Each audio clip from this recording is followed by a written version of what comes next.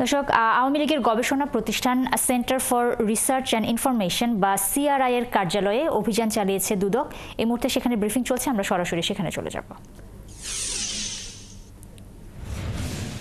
না, আমরা তথ্য তো উদ্ঘাটন করছি। আমাদের অভিযানটা কেমন হয়, একটা দিনের মধ্যে শেষ হয়ে যায়। অভিযান শেষ হওয়ার পর আমরা কিন্তু রিপোর্টটা পেশ করি কমিশনে। কমিশন থেকে তৎপরবর্তীতে অনুসন্ধান কার্যক্রম, তদন্ত কার্যক্রম চালু হয়ে যায়।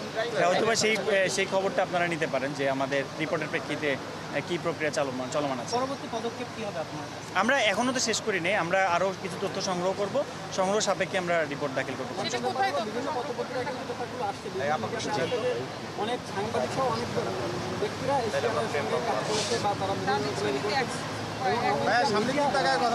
গবেষণা সেল হিসেবে একটা ভূমিকা পালন করেছে এবং বিভিন্ন রকমের গুজব ছড়ানোর ক্ষেত্রে চেয়ার একটা ভূমিকা ছিল, বিভিন্ন এসে আসছে।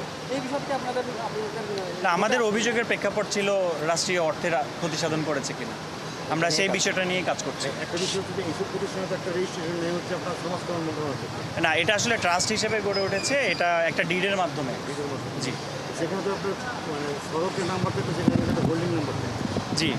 তো এখানে আপনার আচ্ছা, আমরা ধানমন্ডি 32-এ 2 নং ভবনের একটা ঠিকানা পেয়েছি, সেখানে অফিসটা পাওয়া যায়নি। থ্যাংক ইউ ভাই। তাইলে লাইন হচ্ছে রাষ্ট্রীয় অর্থ মাধ্যমে এটা দর্শক, আওয়ামী লীগের গবেষণা প্রতিষ্ঠান সিআরআই এর অভিযানের বিষয়ে ব্রিফিং চলছিল, আমরা সরাসরি সেখানেই ছিলাম।